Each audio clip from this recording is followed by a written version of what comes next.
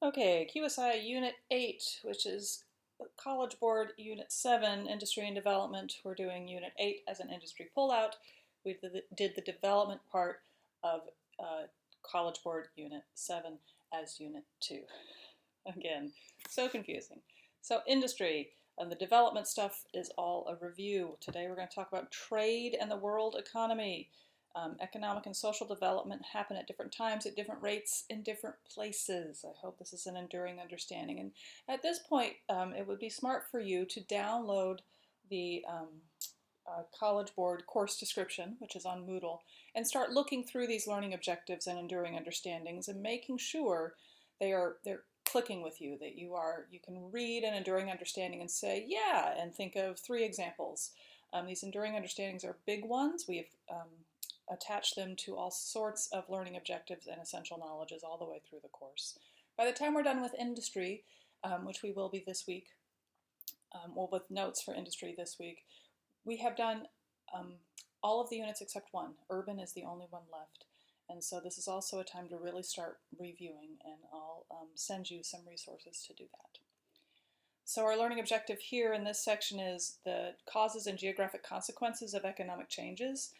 International trade caused by globalism, deindustrialization as countries like the United States, as we discussed in 7.1 and 7.2, turn into service economies, what happens, and then growing interdependence in the world economy.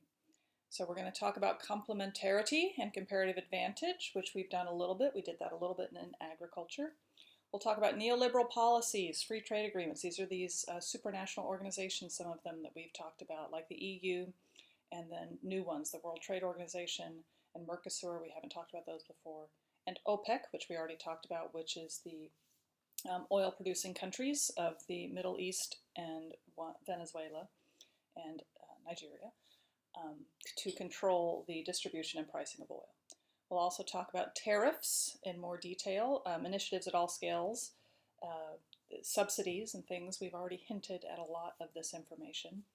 And then we'll talk about global financial crises and debt crises, international lending and agencies like the International Monetary Fund, and then micro-lending, which we've already talked about, so how economies become linked together. Economies are linked together. The impact of the coronavirus on Chinese economy, the economists have all sorts of theories right now about what's going to happen with it. Of course, we won't know what will happen until it does, but economists look at that because of the growing globalization and interdependence of all of our economies. So the internet and worldwide TV have increased what people know about resources that are available to them. In 1820, I wouldn't have known about the new iPhone, not that it existed. But my world was much smaller in 1820. It existed in the people that were around me every day, and once in a while a newspaper or a telegram from outside. Now, in most countries, you can access most of the world via the internet, and therefore your knowledge of what's out there and available is much more clear. Improved transportation has allowed goods to be shared worldwide. This includes our container ship shipping. It's early in the morning. Container ship invention, which caused container ships to be the cheapest way to transport lots of goods. And so world trade has increased significantly. Trade occurs. This is trade. The definition, we all know what trade is, but when a good or service, if I can't produce a good or service, then I trade with you to get the good or service. So I give you something you want, you give me something I want. And we used to do it by barter, right? So I had bananas, you had oranges. I would give you bananas, you'd give me oranges. But now most of the trade is financial. I give you bananas, you give me money, and then I go buy my own oranges, which maybe you sold anyway, right? So we've caused money to be the middleman in our barter system.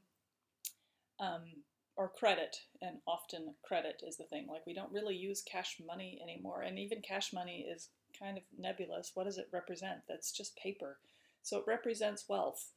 And so we have digital and paper representations of our wealth that we hand to people, and they trust that it means something, and that when they take it to the bank, it's going to represent wealth for them too. It's a very fascinating concept when you think about it. Right, comparative advantage. This is when you're better at it. We talked about this. Florida's much better at producing oranges than New Jersey. And China is much better at growing rice than North Dakota. And so this happens in agriculture, but it also happens in industry. So China is better at industry right now because the comparative advantage of low labor costs and low land costs, right? But soon, places like Vietnam and Indonesia are going to get better because their labor costs are lower and their land costs are lower than growing China. So a comparative advantage means you're better at it than somebody else. Yes? Okay. Complementarity. Trade between parties is more attractive when complementarity exists, when we both have something the other one wants. Of course, that's really the only time trade works. So if I have something you want and you have something I want, we're going to figure out how to get it from each other. We're going to be more willing to negotiate and come to the table to trade. If I have oranges and you don't want them, it's going to be hard for me to get you to the table to trade. And so I'm going to have to pay more for your bananas because you don't want my oranges. So sometimes complementarity, yes, does not exist, and trade is heavily weighted in one direction or the other. So for example, the US wants far more products made in China than China wants products made in the United States. So there's a lack of balance there. And this trade war that they've been having for the last 2 or 3 years has really pointed out that lack of balance. So the country with a trade deficit, in the above example, the United States is the one with a trade deficit, comes to see the relationship as favoring the other side, which is exactly what the Trump administration did. They said, we're getting a bad deal from China. We need to increase our tariffs. And so this caused a trade war, which is what the United States and China are in the middle of. The coronavirus, however, is causing the balance of that trade war to shift a little bit because China's economy is struggling quite a bit since they shut the whole country down, basically. All right, globalization obviously has increased trade. Transport is faster and less expensive because there are larger and faster ships. Improvements in major canals that connect the larger bodies of water, those choke points that we talked about, are choke points, but they're also connectivity. So instead of having to go around Africa to get to the Mediterranean, I can pop through the Suez Canal. Instead of having to go around the tip of South America to get from New York to California, I can pop through the Panama Canal. And so that has really increased trade. And again, most of the products that are moving back and forth in the world are still going by water. You can't carry as much by an airplane. So it's slower, but there's more. There's more ability to transport more quantity that way.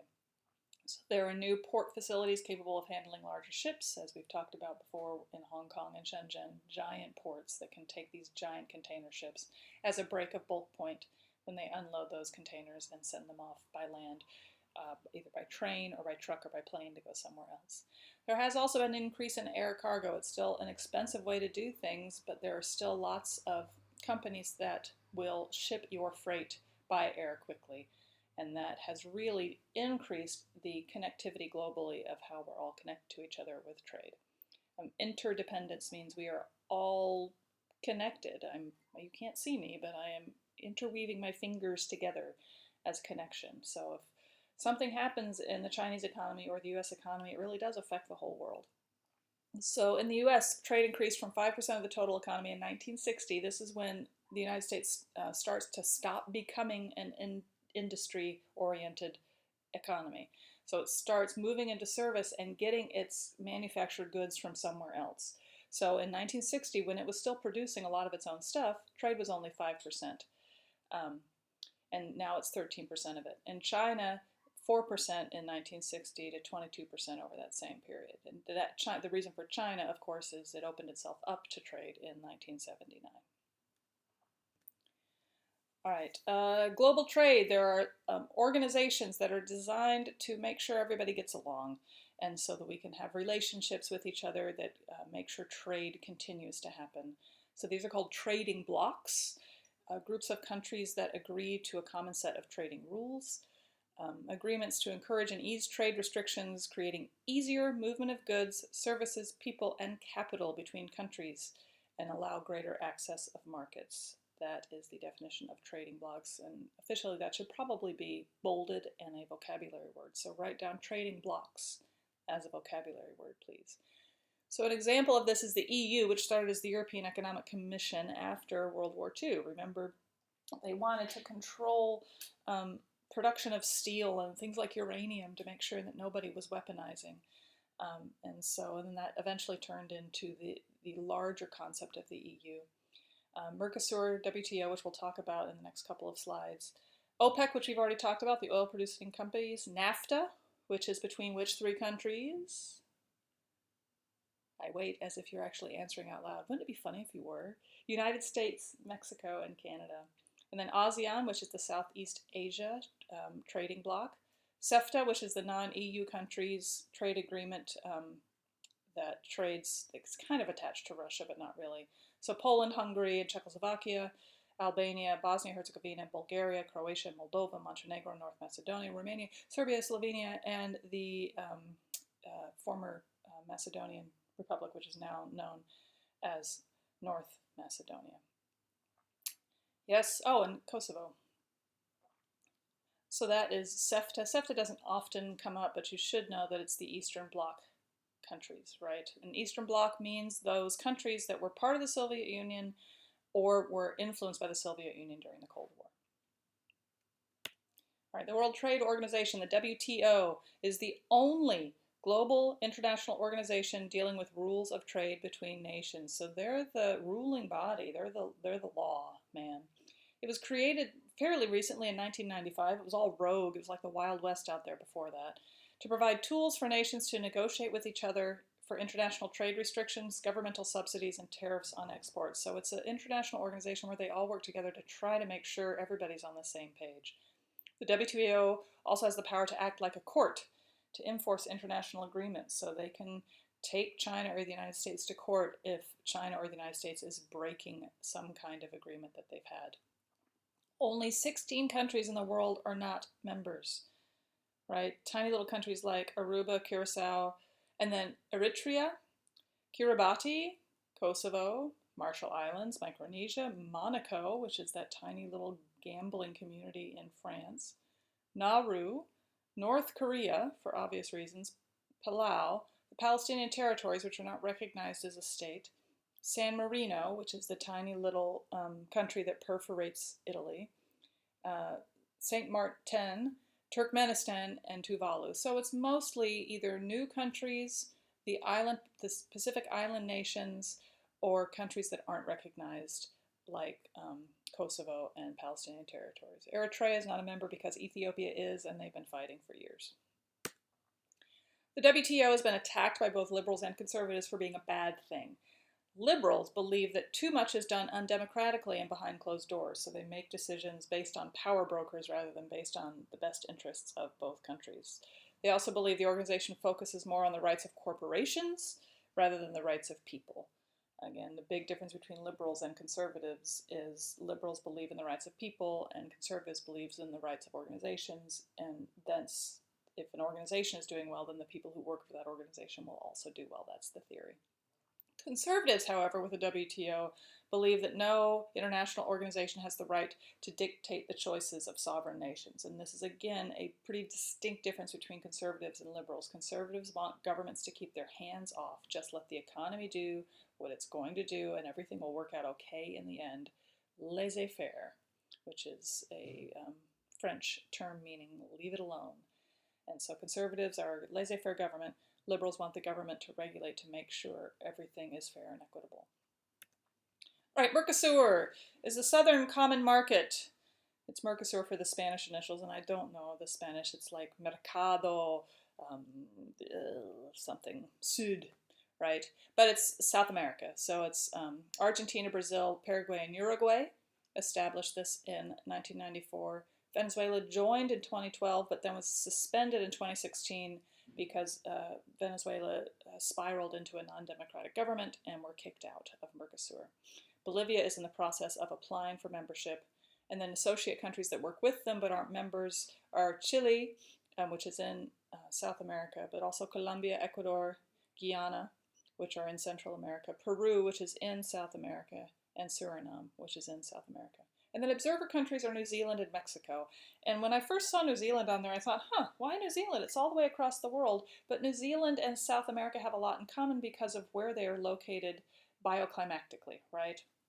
They are across on different sides of the world, but they have the same agriculture and the same climate and the same things grow there. And so they observe, I think, because they are involved in raising some of the same things. So Mercosur's purpose is to promote free trade and the fluid movement of goods and people and currency, just like every other trade bloc that we've talked about. It promotes a common space, I think this is from their mission statement, that generates business and investment opportunities through the competitive integration of national economies into the international market. The old idea of together we are stronger than we are individually. So if we band together as South American countries, we have more strength in the global trading economy than we would otherwise. So Jair Bolsonaro, the new leader of Brazil, who is conservative, he is of um, um, the theme, that's not the right word, the current trend, there's the right word, the current trend in governments that is happening in Brazil and Britain and the United States and Australia of bringing conservative, isolationist leaders to power because of fear of globalization and immigration. And so in the United States, you're seeing it manifested in Trump. In Australia, the new leader there, whose name I can't remember, and in Britain with, I'm drawing a blank on his name too, I want to say Boris, right? But with Theresa May and Brexit. And so Brazil is in that same boat. Brazil is pulling back from international trade. So they, of course, Brazil thinks that the trade bloc puts them at a disadvantage. The same thing you're seeing with the UK leaving the EU. It's a disadvantage for me to be a part of this bigger group. I want to stand alone. And with Trump in NAFTA, he wanted to rewrite NAFTA because he thought it was a bad deal. This is all a trend, and it's a bigger trend than just Trump. It's larger. So I think Trump manifests these ideas that are bubbling all over the world as a reaction to the neoliberalism of the late 80s and early 90s that resulted in things like the EU. And so Brazil has threatened to leave. But it hasn't left yet. We'll see what happens. All right, government development initiatives, how governments encourage or discourage economies, right? So the desire to encourage economic development so that your people have jobs and your country is healthy is really big. So governments do a lot to kind of manage the process. So they provide incentives, which there can be subsidies or negative incentives like tariffs. Tariffs can also be positive incentives depending on the way you look at them. So it encourages the expansion of existing economic activities and the creation of new ones. Often governments require businesses to achieve targets in order to keep it, right? So I will give you this gift of free land or a really low tax rate, but you have to employ X number of people healthily over the next 15 years. And so if your employment rate dips or you're not following the rules, the government will pull the subsidy or the incentive.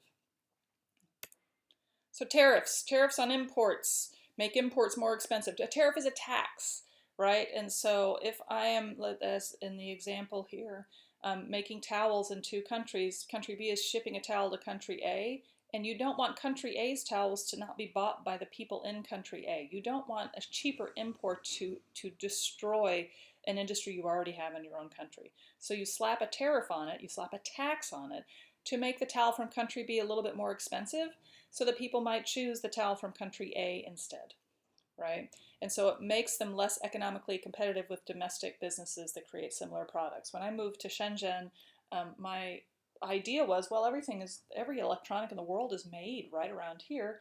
Electronics are going to be really cheap. But they're not. You can't get them here because there's a rule. The Chinese government says, yeah, you can make all that stuff here, but you can't sell it here because you can't undercut our companies. So they don't want Huawei to go out of business because iPhone is being made in a factory over the mountain. And so the special economic zones, which we'll talk about in a moment, are designed so that whatever is made in these special economic zones cannot be sold here because they don't want to undercut the domestic production that is already happening. So Huawei can do well in China because iPhones aren't as readily available or cheaper here. They have to come through the same taxes and tariffs that they do in other countries. So import tariffs help nurture domestic businesses until they become economically sustainable and competitive enough to compete with businesses abroad. So it's a balancing act. You want imports, you want availability, but you also want your domestic means within your own state. International means outside your state. So you want your domestic economy to be healthy. And then eventually, like the United States, we closed all our towel factories. I'm speaking metaphorically. And so most of our towels are imported now, right? And so we take those tariffs off them because we want the prices to be low enough for people to afford them. Yes? Okay. Does that make sense? I don't feel like I did a very good job explaining that. Call me with questions. Don't call, email. Okay, so types of incentives. Incentives, again, means how a government encourages a company, a factory to function, an agriculture to function. So tax break, a business receives a tax holiday, an exemption from some taxes, or a break for money invested in research and development. Sometimes the government will loan a company money to get started and then not make them pay it back because they're benefiting more from the company being there than they would from the money they would get. Or they loan money at really low interest rates. Direct assistance, here, take this land, take this building, you can have it, please open your factory and give people jobs. Infrastructure, such as roads and sewers paid for by the government. This is big. Electricity, access to Wi-Fi, connectivity. The government usually manages most of that. And so if I'm going to build a factory somewhere that really needs it and I want the government to build a road, the government's going to build a road for me because I'm going to provide lots of jobs and lots of economic stimulus. Subsidy for every full-time job I create, right? And so I open a factory, and for every full-time job I create and keep, they will give me a little bit of money. So they're paying me to create jobs. Changes in regulations. This is why industry moves around a lot, right? So in the United States, we have a lot of regulations for the environment and where you can dump your trash, right? You can't just pollute. It's getting worse. The Trump administration trying to encourage industry to come back has weakened a lot of those regulations. But in the 1970s, the Environmental Protection Agency was formed in the United States, and it went around and said, you can't do that, you can't do that, you can't do that. And it got expensive to produce things because they couldn't just dump their sludge in the rivers or into the air. And so they moved overseas where the regulations were lower. That's why China has such a pollution problem, right? But China in the next 30 to 40 years is going to get rid of their pollution problems because they're going to dump their industry somewhere else. They're going to start increasing the quality of life and the quality of air as they become more of a service economy. And all that pollution is going to go somewhere else because Vietnam wants those jobs and is willing to pollute their rivers and their air to get those jobs. Also, legislation that weakens unions. We haven't talked very much about labor unions. In the United States, we have labor unions in some industries that require minimum wages. Which makes industry more expensive as you tenure workers. So it was particularly prevalent in the auto industry, making cars in the United States. The UAW, the United Auto Workers, was one of the unions, and they negotiated higher wages. So it made cars more expensive because the people that were building the cars were making good money.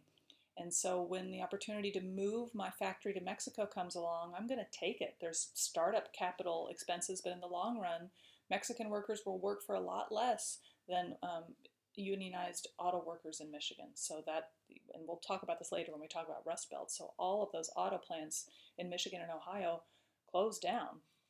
This is something that will also be prevalent in the movie American Factory, which again, I hope we get back in time to watch. If we don't, or if you just want to watch it because you're bored at home because your teachers aren't giving you enough homework, it's on Netflix. It just won an Oscar. It's a fantastic documentary, and it really ties into a lot of the stuff we are talking about in this unit. All right, more government development initiatives. So throughout most of the United States history, government attempts to promote economic growth have been controversial. And this is just historical background that you need as a non-U.S. citizen taking this test, or as a U.S. citizen taking this test. It's the assumed that you would have learned this in history up to this point, but a lot of ninth grade Americans don't know this stuff either. So in the 19th century, this is the 1800s, debate over the proper role of government reflected a lot of regional differences. Regional differences is one of the main things that exacerbated the causes of the Civil War. The North had a totally different economy than the South, and the South's economy was totally reliant on slavery. So it was not just a slavery issue, it was how slavery was tied to economics, and the South was more willing to keep slavery going than they were to try to restructure their economy. one of my favorite what ifs of history is if the Industrial Revolution had happened a little bit faster and slavery could have been replaced by machinery, then maybe the Civil War wouldn't have had to happen. So in the 19th century, New England and the Midwest generally supported more active governments, while the South did not. So the South is where the agrarian culture was, where the slavery was. So at a national scale, and we're talking scales again, don't forget about scales, it's a big deal in human geography. New England and the Midwest supported high tariffs to fund the government construction of roads, canals, harbors, and to subsidize construction of railroads. They wanted the government to build infrastructure. The South didn't care as much about infrastructure. They didn't need it. So they did not want tariffs because it wasn't benefiting them, right? And this is a centrifugal issue when the economies of a country are so different that the government has to do different things for different regions. At the local scale, citizens of New England and the Midwest supported higher taxes to pay for local transportation products and public schools. And in the South, they didn't have that structure. And so this is one of the big divisions between the North and the South that is going to lead directly to the Civil War. It's much more complicated than that, but that's one of the main reasons. And this graphic here is, why does a salad cost more than a Big Mac? Well, it's about government subsidies. Government subsidizes meat and dairy, but not lettuce. And so subsidies really make the economic climate very interesting and strange. So something can suddenly be very cheap because of government subsidies. Or you get your garlic in Kansas City, Missouri from China, even though garlic is grown in California, because it's cheaper somehow because of trade subsidies, tariffs, and the very complicated math that goes into economic trade and development. Global financial crises now affect the whole world, right? It used to be the United States could have a dip and nobody else is affected, and now when one large country dips, everybody dips. This is why the entire world is watching this coronavirus, not just from a human standpoint, but from an economic standpoint. The markets might crash because of this, because of what's happening to China's economy as the health and welfare of its citizens is being tested.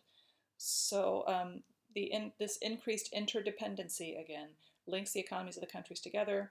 So growth in one country is good for the whole world, and but downturn can lead to challenges throughout the world.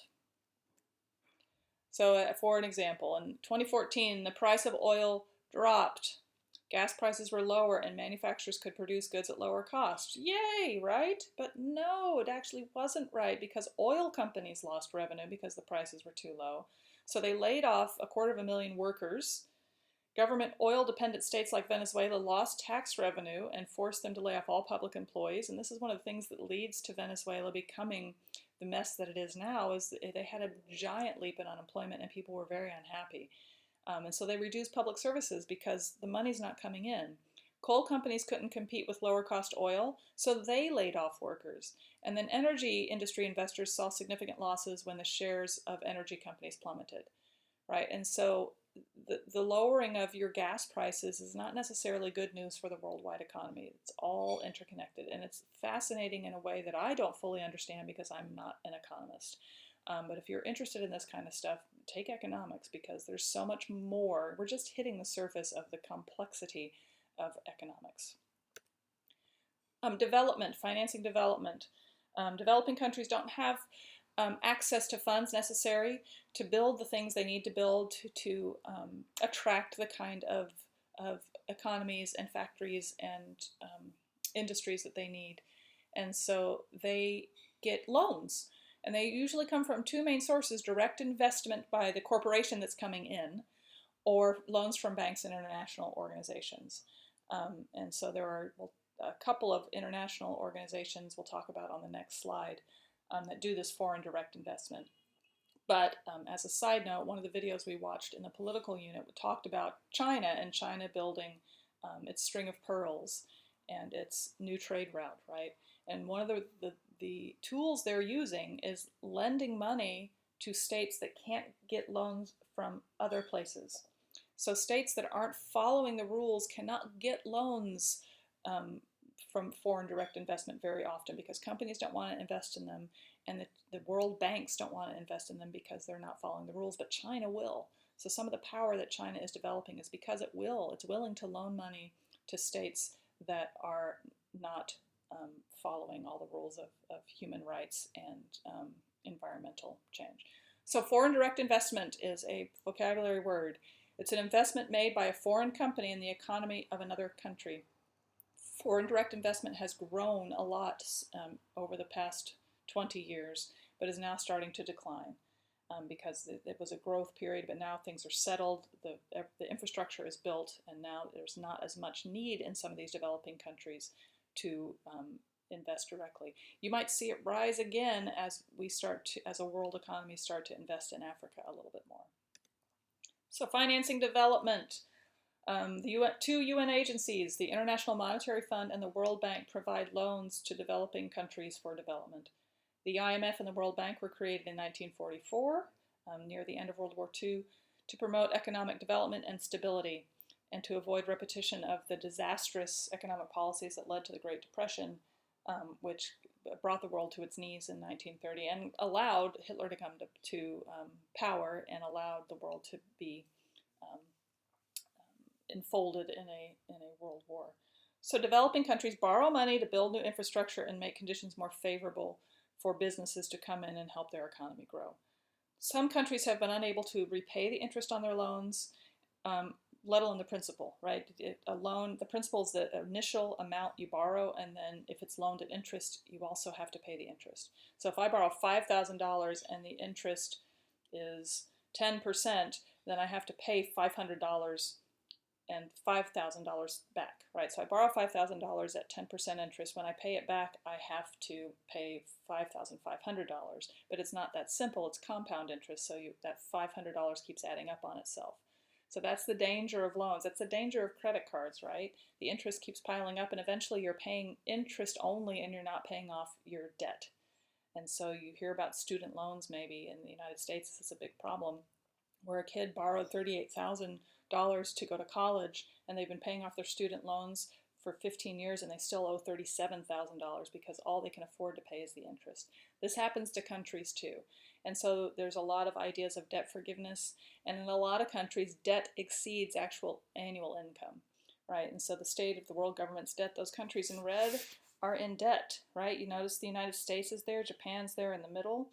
And a lot of the United States debt is held by China, which is problematic. So these green countries are in good shape, and these red countries are in debt. Debt doesn't necessarily mean they're developing, right? A lot of developed countries are also in debt, as you'll see if you look at this more closely. All right, debt crises, development challenges during hard times, it says. The effects of the 2008 economic downturn in the United States is manifested in the housing bubble bursting. It's still felt today the way the world bounced, right? It didn't go very well. And so you see that big bounce in the graph on the side, but who didn't bounce very much in 2008, right? China bounced, but it was so much higher than everything else that its bounce really took it back to where it had been in 2001. So it's made it very difficult, this economic downturn that really brought the whole world to a standstill in 2008, has made it difficult for developing countries. Particularly southern European countries like Greece and Italy are having debt crises and economic crises related to the 2008 economic downturn. All right, Europe's sovereign debt crisis. So the economic hardships since 2008 have tested the EU and the theoretic strength of it, because some EU countries are strong economically and some are weak, but they're all put together with the euro and they're all put together as one. And so the stronger countries are carrying the weaker countries, as you'll see here on the graph. So many European countries expected a more robust economy when they adopted the euro in 1999, but it revealed that weaker economies in the Union would have to be kept afloat by the wealthier member nations. The way the euro worked and the one unit currency did not really help Greece or Portugal or Italy really float as well as they could have. So Germany and France are carrying Italy, Portugal, and particularly Greece.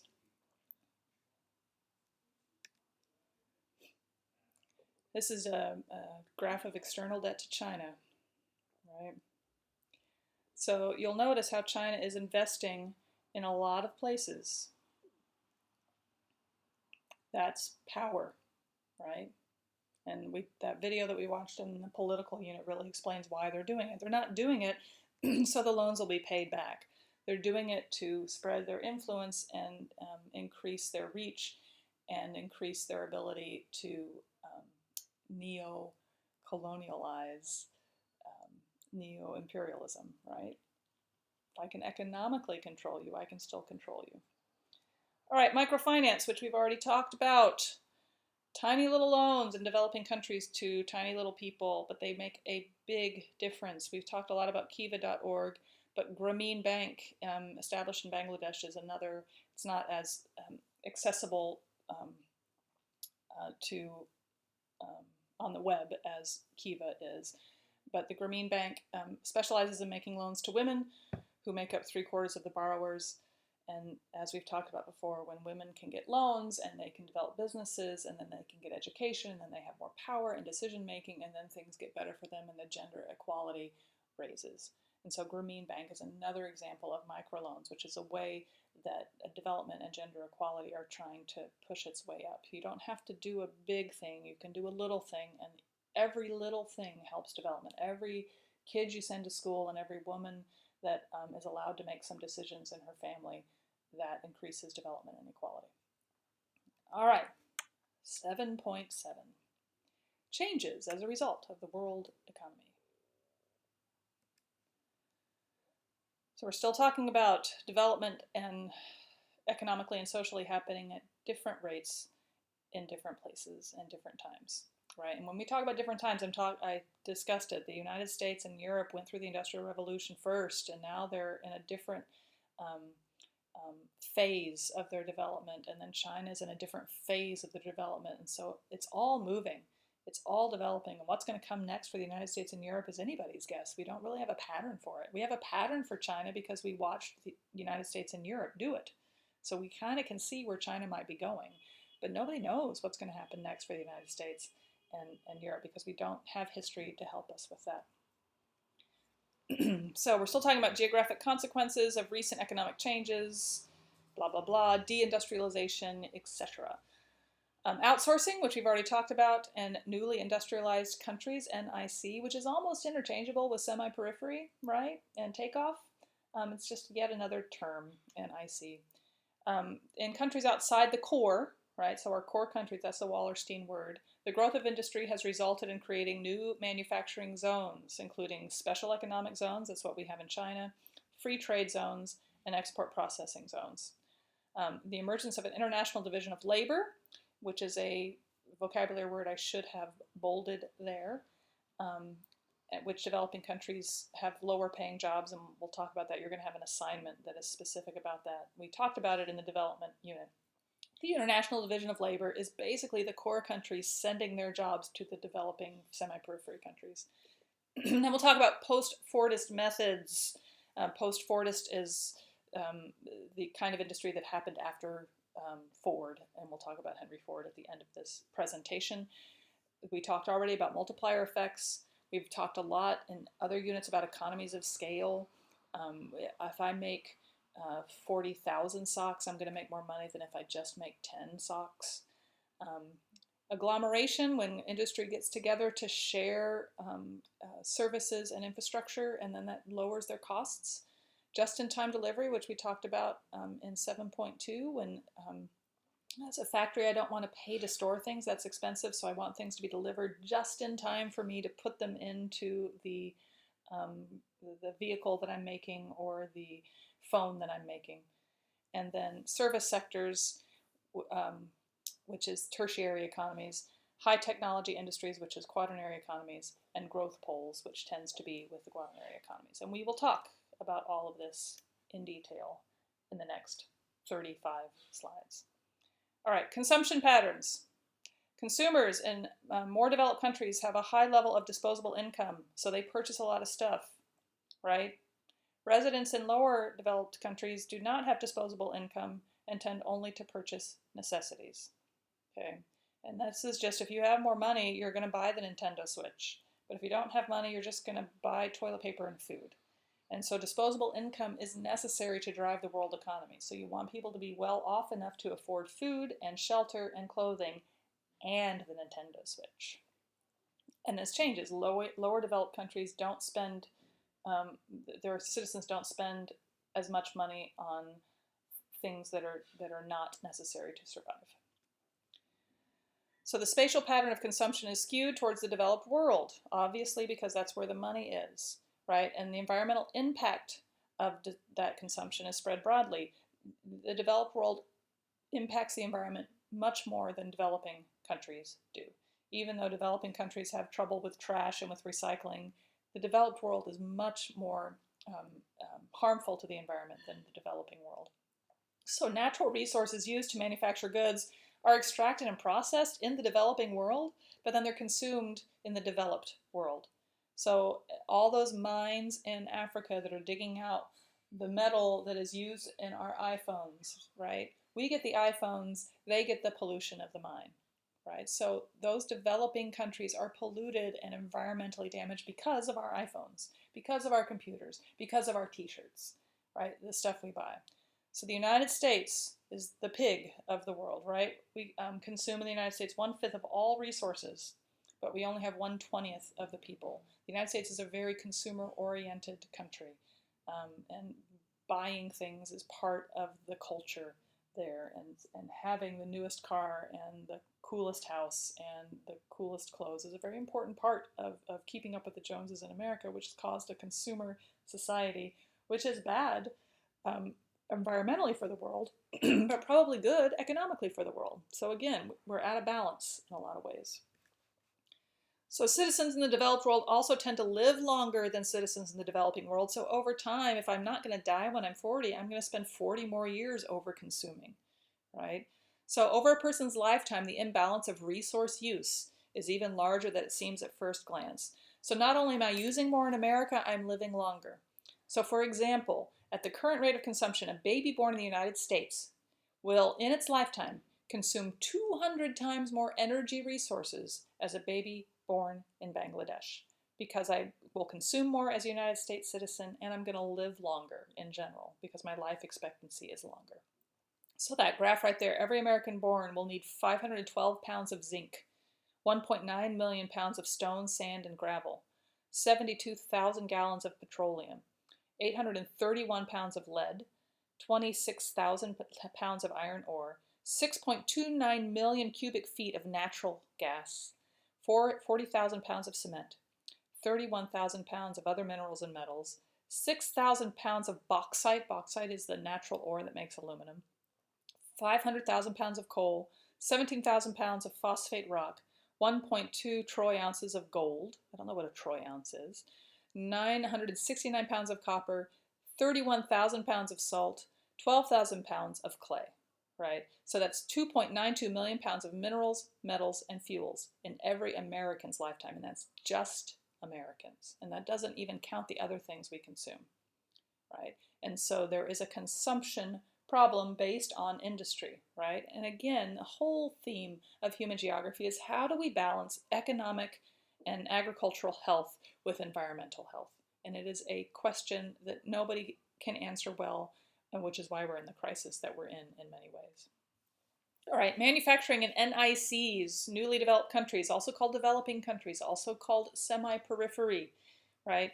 One aspect of globalization, which we've talked about a lot already, is the industry goes to the lower developed countries, the LDCs. So speed of phone and internet communication means that decision makers and transnational corporations in developed countries don't need to have their factories right there. They can be in Vietnam and they can be in Thailand, and I can still talk to them every day and communicate with them directly. I don't have to be there.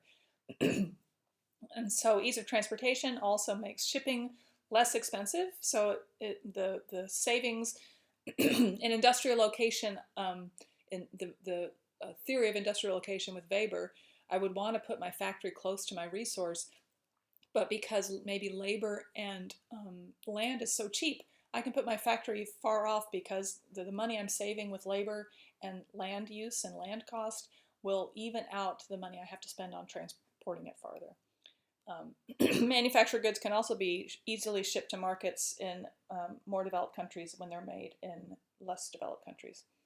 So Wallerstein would call NICs what? I already said this, semi-periphery. What would Rostow call NICs? Liftoff? Okay. Automation, excuse me, has reduced the need for labor in manufacturing industries. So we're having robots make things more than people now. And so the spatial distribution of manufacturing is shifting. Spatial distribution, again, means where is it on the map and why is it located there? So I used to have to put factories where I had workers to work them. Now I don't have to do that anymore. Automation is changing factory locations again. If I'm mostly automated with robots, I don't need as many people. So I don't have to put my factory near to a population mecca. I can put it farther out, which is maybe going to move factories again, right? Factories move closer to the cities, and maybe now they're going to move back out again because the land is cheaper out there. It's going to be interesting to watch. So at the global scale, companies have moved manufacturing plants from more developed more developed countries like the United States to lesser developed countries like Vietnam. This is the pattern we're talking about. The United States, the land costs too much, the labor costs too much, so pick up and move to Mexico, pick up and move to Vietnam. But at the regional scale, there are still factories in America. At the regional scale, factories move from the Northeast and the Midwest to the Southeast and the Southwest. We talked about that in 7.2 because those southern states were looking for ways to encourage industry to come, and so they gave a lot of incentives, a lot of government subsidies, particularly for those foreign car companies like the South Korean Hyundai, etc. Toyota, Japan, has factories in the United States as well, because they wanted to encourage those factories to locate there.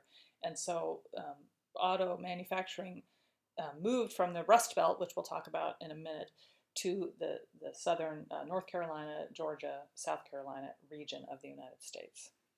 Right? And so this is made in China. The global market share of selected industries in 2018 with China, ASEAN, and the United States. Right? And so China is obviously dominant, but I do believe that's going to change. Look at electrical machinery, appliances, and apparatus. ASEAN is taking over because China is moving some of that stuff. And as the world starts to flip, China is going to give up some of its industrial might because it wants to move to a service economy so it can be a developed country. Outsourcing and economic restructuring. Outsourcing again means when I as a company hire another company to do one part of what I'm doing because they are better at it than I am, right? If I hire another company to do that overseas, that's called offshoring. Yes.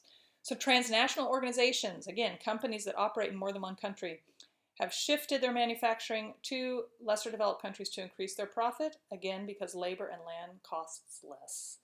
The trend is to lower wages and replacement of human workers by automation, right? And so a machine initially costs a lot more than a person, but over time it costs a lot less because it doesn't have to sleep and you don't have to give it vacation and health insurance.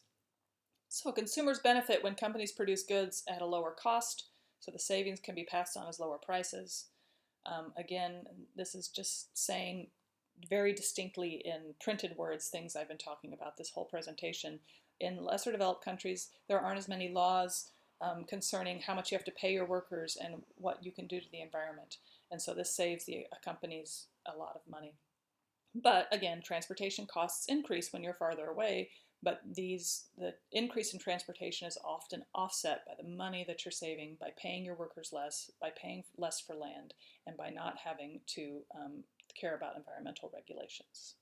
Okay, so these are our biggest transnational companies in the world. General Electric in the United States is a big one.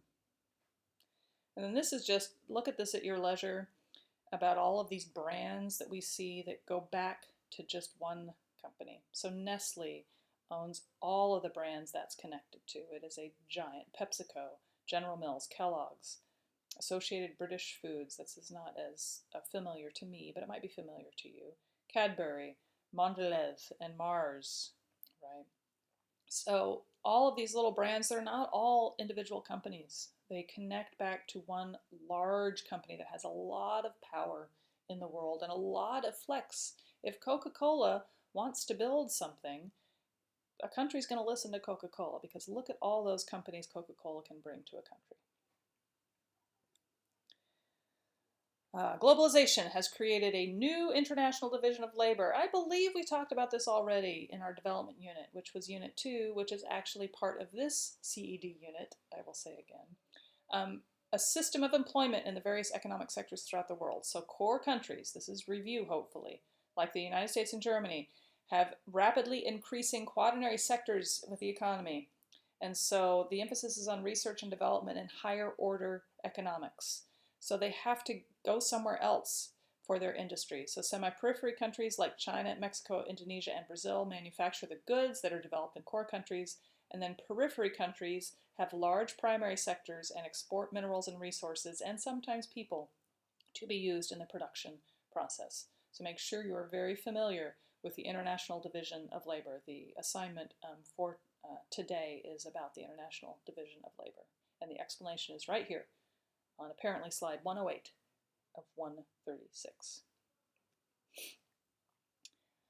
Weak laws also affect the non-industrial sectors. It's not all about factories.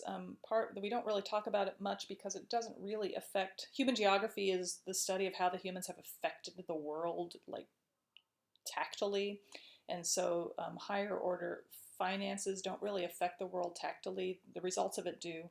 But these offshore, and this is where all those heist movies come in, right? The Cayman Islands in the Caribbean is a great tax shelter, right? And so they've made itself a global center, and it brings money into their country. It helps their economy, and then it allows them to build infrastructure and things to make the country a better place. But they're not building factories. They're just allowing people to store their money there tax free. And so low taxes and lax regulation, so people offshore their money quite a bit. And it's if you are a wealthy financier, you know a lot about this. And then some countries profit greatly through illegal trade in cocaine, heroin, and other illegal drugs, and bring themselves to economic prominence that way. But running parallel with that is a lot of violence and a lot of problems with gangs and things. All right.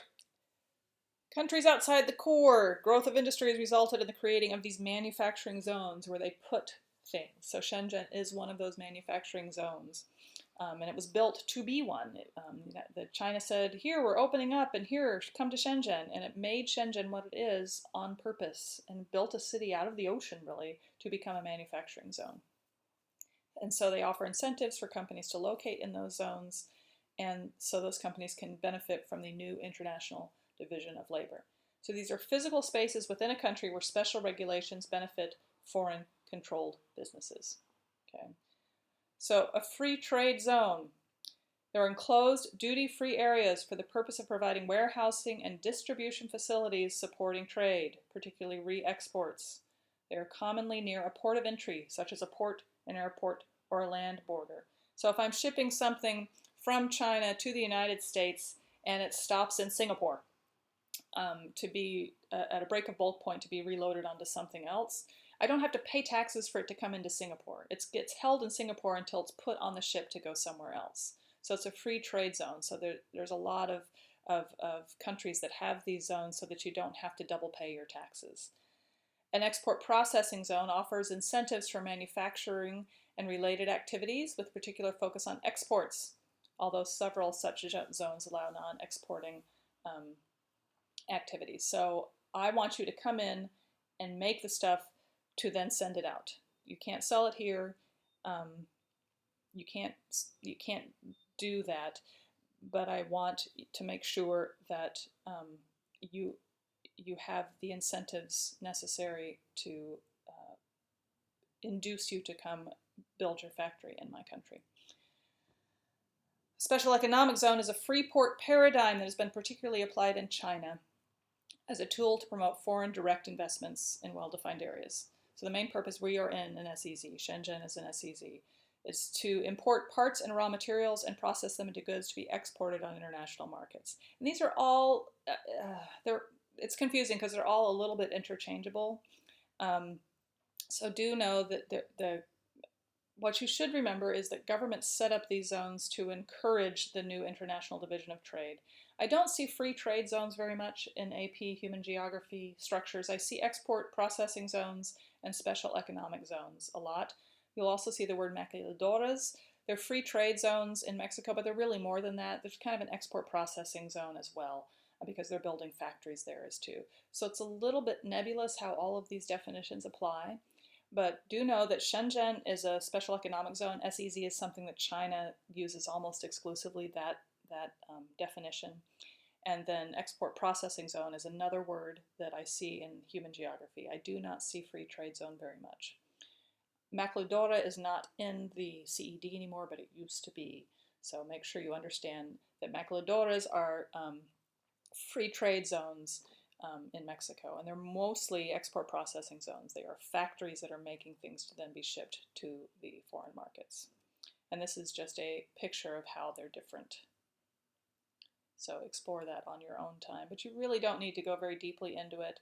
Concentrate on understanding export processing zone and special economic zone. And again, Shenzhen, where we are, is a special economic zone.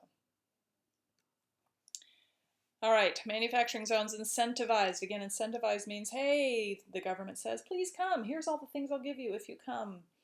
Right, so one incentive governments use in these zones is tax breaks. Transnational companies often don't pay taxes when they go into special economic zones or export processing zones. And so they have access to cheap labor and they have no taxes. As long as the items used are exported, they are not charged taxes. So this regulation protects businesses and cater to the local market. Again, and this is my example again, if my company is making really cheap t-shirts in China, China won't let me sell them here because that'll interfere with the Chinese company that is also making t-shirts. And so they want to control how available these products are domestically. They want to make sure most of the cheap things that are being made in these special economic zones or export processing zones are not available to their citizens because they don't want to interfere with their local manufacturing. All right, ethics. You know, we don't really talk as much about ethics as we probably should, but what all of this means for humanity, it's political, obviously, and how people benefit or are hurt by these processes. So some people think these special economic zones are unethical, that transnationals can take advantage of the workers and pay them much less than they would pay workers in other countries. That's pretty obvious that that's what they're doing, but is it unethical or not? You can go back and forth on it, seeing it as unethical, because if I'm making a car in Mexico, I'm giving a Mexican person a job, but I'm also taking a job away from a person in the United States, and I'm making more of a profit because I can pay that Mexican citizen a lot less than I pay the citizen of the United States. Supporters of the zones believe that wages are reasonable for the region, and they give thousands of people access to paid employment at better wages than would be available to them without the zone. So there's the other argument. If my factory wasn't here, you all would be unemployed. So take the pittance that I'm going to give you and be thankful for your job, right? Supporters also believe that low wages keep costs low so that low-wage earners can still afford the goods they make. This is the one that's a little bit dicey that has mostly been disproven. Low-wage earners can't usually afford the things they're making because the cost of living is so high. And so they don't have as much disposable income to buy the car that they're making daily on the manufacturing floor. These zones tend to allow women access to the labor market, which changes their status in society. I hope you're seeing patterns in agriculture and industry units that we're talking about gender equality a lot again, and that is a big theme in human geography, how gender equality is developing and how women are gaining more power and control in the globalized world. So again, when women earn wages, they have money. When they have money, they have power and influence, and they are less dependent on men. And so we're going to see that continue to change, and the patriarchal structure of society continue to break down a little bit.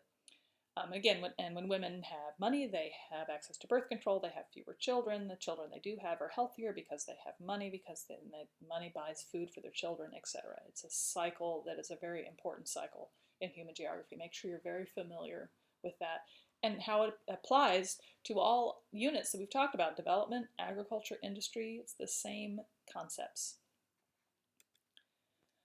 All right, so when economic activities evolve, so does the economic landscape. And so we've got post-industrial economy. Post means after, right? So the United States and Europe are in a post-industrial economy. We have factories and industry in the United States, but not nearly as much as we used to. So it's post-industrial. So no longer are most people employed in the secondary sector of the economy. They have tertiary and above. So the shift from industrial to post-industrial economy changes the cultural landscape of the country. So that is a picture of a late 19th century, early 20th century factory that is abandoned. So deglomeration is one of the things that happens. When a market becomes saturated, saturated means there's too much of it. With a particular industry, there's too much competition and not all of them can survive, so factories shut down. So this is deglomeration, the process of deconcentration. You locate industrial or other activities away from established agglomerations because everything's getting too congested and you're flooding the market with too much stuff. So it's the opposite of agglomeration. So I located next to all of you because I wanted to share costs with you, but now we're sharing the same market and I can't sell my stuff. So I'm going to go away and try to find another market. So this can cause something called brownfields, which are abandoned factories or spaces that used to have factories on them that need to be reconstituted. Brownfields is a big subject also in AP Human Geography. So you'll see the picture here, the city on the water, and then the browned out old industrial area. And so that industrial area is not active anymore. Some of those places are still running, but a lot of them aren't. And so what is a city going to do with that type of area? It used to be very active and now it is ghost town. And you, as a city, you don't want a big ghost town. You want to make sure most of your city looks economically developed. And so what do you do with brownfields? So the stereotypical image of a post-industrial landscape is a deteriorating building, boarded up and shuttered and rusty and surrounded by weeds and trash, right? That's a brownfield, but there are also brownfields that are just fields. The buildings are torn down, and so it's just empty, vacant lots that used to have a factory on it. So in the United States, the Northeast and the Great Lakes area, this area right here, were hit hardest by post-industrialization. That's where all the car manufacturing companies were, where all the factories were. And so there are a lot of deteriorating factories up there. There's high unemployment up there. And that area is called the Rust Belt now because of all the factories that are sitting empty. And this happened in the 1970s and 1980s. So this is our Rust Belt area. And again, manufacturing moved overseas, but it also moved south. Because there were the southern states were offering incentives to foreign companies. One of the things that drove the Rust Belt is the unionization of workers. It became too expensive for companies to make automobiles in America because workers were getting paid very high wages because how they had unionized. And so in a sense, they almost priced themselves out of jobs. It became too expensive for Ford to build their Ford cars in Michigan because they had to pay their workers so much they couldn't make a profit to stay open. So Ford moves its manufacturing to Mexico. All those people in Michigan lose jobs. And they're not trained to do anything else. So and they were used to getting $40 to $50 an hour, and you can't find jobs that pay you that much in the United States very easily. So it's a giant problem. So brownfields. If existing abandoned building remains structurally solid, sometimes they renovate it and make it into interesting spaces. In the United States, they like to make it into retail areas or lofts or apartments. So it keeps its old exterior, but then inside they make it into something else. So this is a picture of an area in Kansas City that used to be a train depot, and that Stuart Hall building in the back was a stationery company, and now it's restaurants and loft apartments. And so in central Iowa, a place called Grinnell Colleges now has many of its offices in a building that once manufactured gloves. And in Springfield, Missouri, there's an arts performance area called the Creamery because it used to be a place where they made butter. And so cities try to reclaim some of these buildings if they are attractive from the outside to reclaim them for other use, to make sure they don't just lie empty and dormant. You never really want empty buildings. And sometimes brownfields become parks and green areas. The problem is a lot of the industry has polluted into the ground.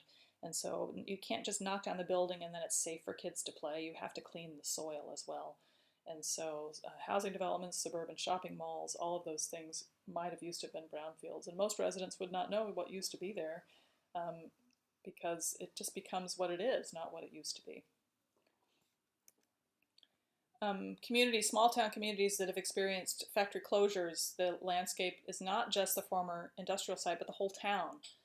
We talked about this in 7.2, that when a factory leaves, sometimes the whole town dies and becomes a brownfield because the jobs leave too. And when the jobs leave, the negative multiplier effect causes the bar downtown and the bookstore and the restaurants to have to close because there's not enough business. There aren't enough people to keep it in business. And so we have giant spreading brownfields in small town America. So abandoned stores, abandoned homes, shrinking tax revenues. If there aren't enough people in the city, they're not paying taxes to keep the city healthy and infrastructure healthy. So your sewers aren't working, there are potholes in your roads. It's a big negative multiplier effect. And so downtown areas and small towns are dying, like in that picture. All right, corporate parks and campuses. This is big in America. So we don't have industrial complexes anymore. We have corporate parks. And so we remove or repurpose old factories, but we're also building giant complexes of office buildings, so where people go to work in cubicles at their computers. So these are commercial areas made necessary by the requirements of new jobs in the quaternary and quinary sector. So these places don't need to be close to resources, they just need to have access to Wi-Fi and connectivity. So these type of buildings often congregate together in corporate parks or business parks, right? So the difference between a corporate park and a business park, they're both on large areas of land. They're both on the edges of communities and near workers. But in corporate parks, the buildings tend to be low-rise office buildings, so they don't go high-rise. They're usually 7 or 8 stories tops. But in factories, they're factories or warehouses. The roads are designed for cars and people in corporate parks, so that they're pretty to walk around in during your lunchtime. In industrial parks, they're designed for trucks. They're very wide and very straight, so giant trucks can get through there. In corporate parks, you don't need shipping to come in very much, so you can design it to be more aesthetically pleasing. And so the grounds in corporate parks are really pretty. They're park-like, they're spacious, there's lawns, there's sidewalks, there's walking trails, there's sitting areas. Sometimes there are kiosks to sell you coffee down by the lake and the fountain, right? Industrial parks tend to be very functional. There's not a lot in industrial parks to keep your workers happy. So corporate parks and campuses, some very large corporations create their own corporate parks where they are the only tenants, like Samsung Digital City, 13 miles south of Seoul, or the Sprint headquarters in Overland Park, Kansas, USA. So these areas cover large acreage, employ thousands of people, and they're like self-enclosed. People don't live there, but daycare is there, there's places to work out there, there's swimming pools, medical offices so you can go to the doctor and not have to get too far from work, heliports so your helicopter can come in and get you, lots of parking, all sorts of things to make sure that the people have what they need to be able to stay at work longer, which is what all these companies want, is for you to stay at work longer and do more. All right, technopoles. So this is an agglomeration economy in the tertiary and quaternary sectors. So the spatial grouping of technology companies, they're not needing natural raw material resources. What they need is people. So these technopoles tend to be an agglomeration that develops because they're close to universities where people who are trained to do what these companies want them to do get spit out. So a technopole is a hub for the information-based industry and high-tech manufacturing. They share services and infrastructure, but they also share workers. So they tend to be located near universities with programs in computer science, math, engineering, and entrepreneurial business. So this is a picture of Silicon Valley in California, in Palo Alto, California. And so UCLA and other California universities, Stanford, are located really close to this so that they can spit out people to work at Intel and Texas Instruments and Cisco and Facebook. It's all located right here. It's a technopole. Another technopole is between Harvard and MIT, universities in the Northeast. It's called the Route 28 High Technology Corridor in Boston. There's also Research Triangle, that's the one that's pictured there, in North Carolina, which is between Raleigh, Chapel Hill, and Durham, which are three giant high-tech universities, Duke, UNC Chapel Hill, and North Carolina State. And then the Technology Triangle in Ontario, Canada, near the University of Waterloo and the University of Guelph. So these technopoles are agglomerations of high-tech companies, and they usually agglomerate. They're not because the roads and the sewers, but because of the people. Technopoles often provide economic stimulus and are called growth poles or growth centers. In true AP Human Geography way, there are 3 different words for one concept. You're welcome. Concentration of high-value economic development attracts more economic development. It's the multiplier effect, right? So if I've got a lot of high-paid people working for Facebook in Palo Alto, California, I have a lot of restaurants, a lot of apartment complexes, a lot of theaters, a lot of things to keep them occupied. And so the economy is really healthy there. So this is called, again, cumulative, not again, this is a new word, cumulative causation. Growth builds on itself. Another word for multiplier effect. Again, you're welcome. We'll pause to say, how's your vocabulary section coming along, right? So in your vocabulary section, you should have multiplier effect from 7.2, but then you should have been adding to it based on what we've talked about here. And then cumulative causation is yet another word that means multiplier effect, right? And this is the disorganization of the CED, right? And it's not because the CED is bad, right? The course description is bad. It's because AP Human Geography is so interlaced, and I'm doing that thing with my hands again that you can't see like I do when I talk about interdependence of economics. Everything is so related to each other that we tend to talk about the same thing in different ways over several units. And these are the connections that you need to start being able to make, because these are the types of things that become FRQ questions. Discuss the multiplier effect at how it applies to agriculture, how it applies to industry, and how it applies to technology, right? And so you need to be able to pull things from all these units and be able to talk about everything in different ways, different applications, and also different scales, right? National versus local versus global. Yes, because it all works a little bit differently. What is a global phenomenon works differently at the national level, and then again differently at the local level, right? If I'm choosing a place for industrial location, there are different hierarchies of needs and wants, whether I'm talking global level or local level. And so really start to think a little bit deeper, because this is what the test will require you to do in May. Okay, so the side effects of technopoles. There are positive side effects like expanded markets and increased sales and products, but there are negative side effects, or called backwash effects. Gross. So there's a loss of highly educated young people from distant communities. So Silicon Valley pulls all these highly educated people from other communities and places them there, which leaves those other communities with kind of a brain drain, which is a concept we talked about in migration, right? When all the young, talented, educated people leave a developing country because there are no jobs there for them. And so that has a domino effect on the health of the community that lost the workers. Again, like a negative multiplier effect, abandoned stores, abandoned homes, shrinking tax revenues, neglect, right? So when these growth poles, these technopoles pull people from these small towns, those small towns continue to suffer. So in China, this is an example, large urban areas in the east, so where we live here on the east coast, Shanghai, Beijing, Shenzhen, right, have pulled people off the rural areas in the west, and the western rural areas often face shortages of working age people and people who can take care of elderly family members. So the pull of these technopoles here in China have really caused the middle of China to be economically challenged, right? China is, I remember 85 in the Human Development Index. But if you divided China into this East Coast and then the rest, this East Coast would be really high and be in the top 15, I would guess. And so the rest of China is developing, whereas East China is developed. And so part of China's challenge in the next 50 years is to try to figure out how to even that out. And it's the United States' challenge too. And it's the reason you see such a disparity in how the United States votes, because the developed portions of the United States are the coasts, the East Coast and the West Coast, and then the cities that are dotted between.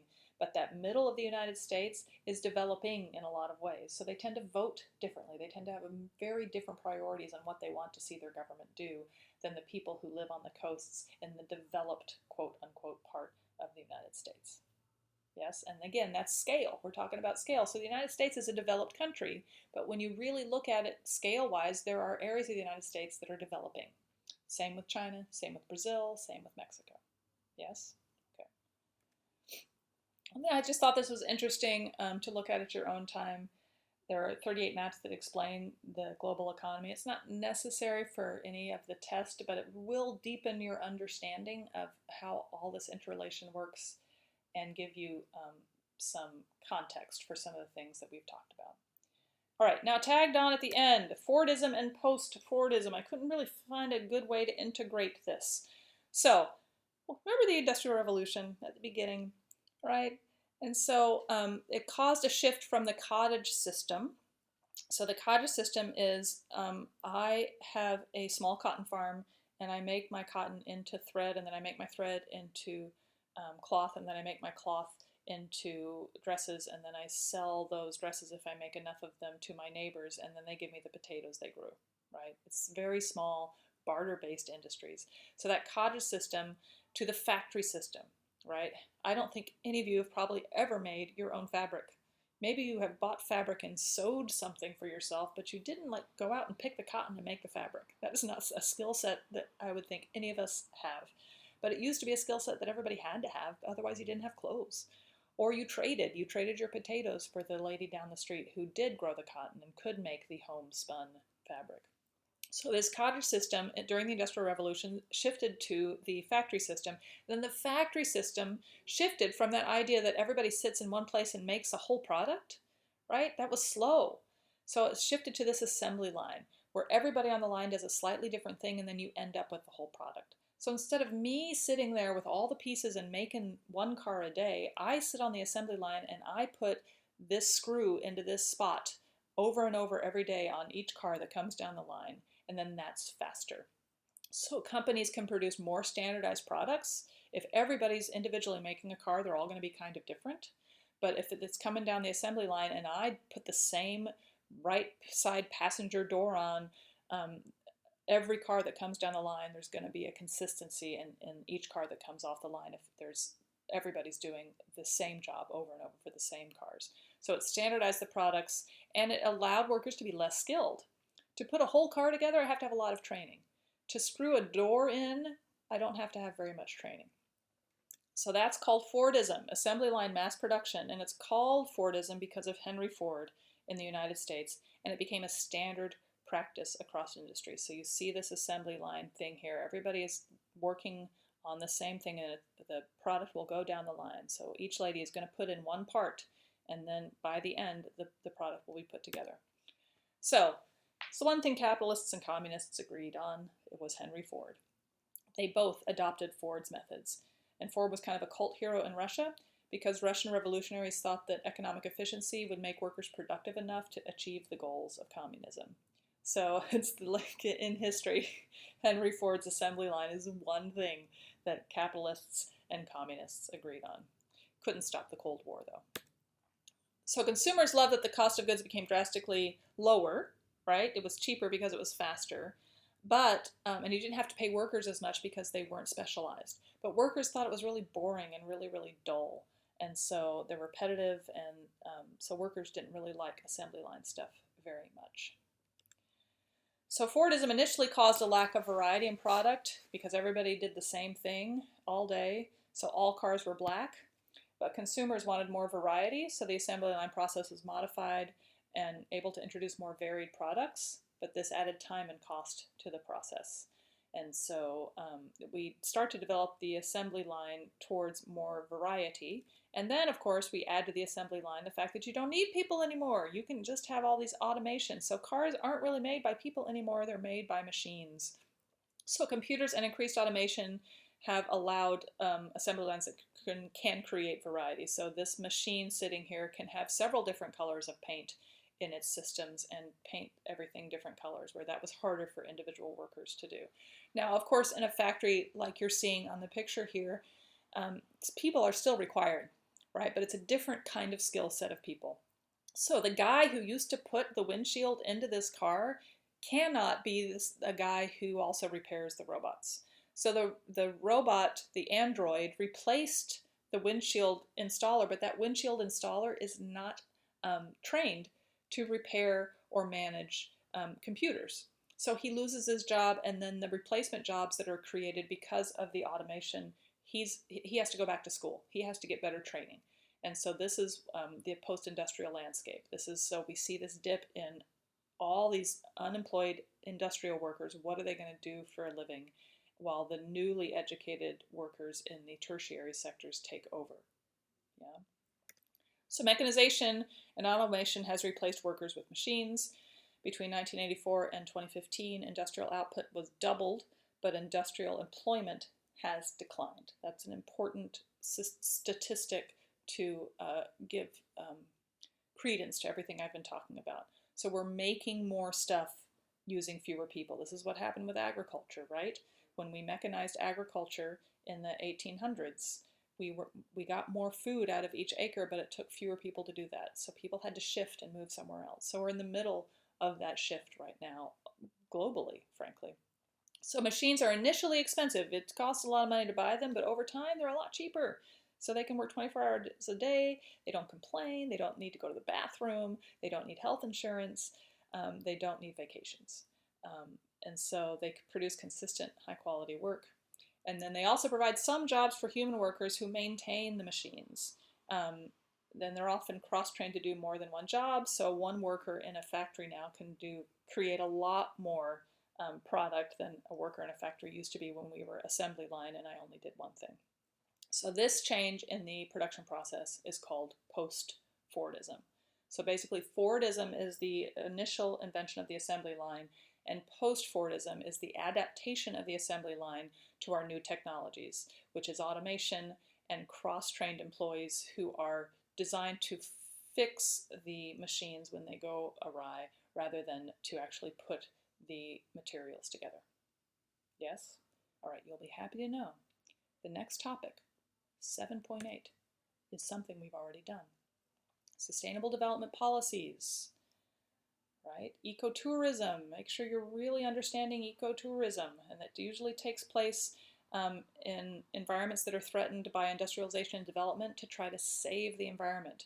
It frequently helps protect the environment in question and also provides jobs, and it is 99% of the time in developing countries. Ecotourism doesn't really exist yet in developed countries because they don't need it. Any kind of natural landscape preservation that happens there is not for tourism dollars, but for higher level cultural reasons. I think it would benefit developed countries to start thinking of ecotourism, though, because that would give them an economic reason to save the Grand Canyon rather than thinking of the Grand Canyon as wasted space from an economic standpoint. And then again, remind yourself of the UN Sustainable Development Goals. Yes? All right. That is industry. Congratulations.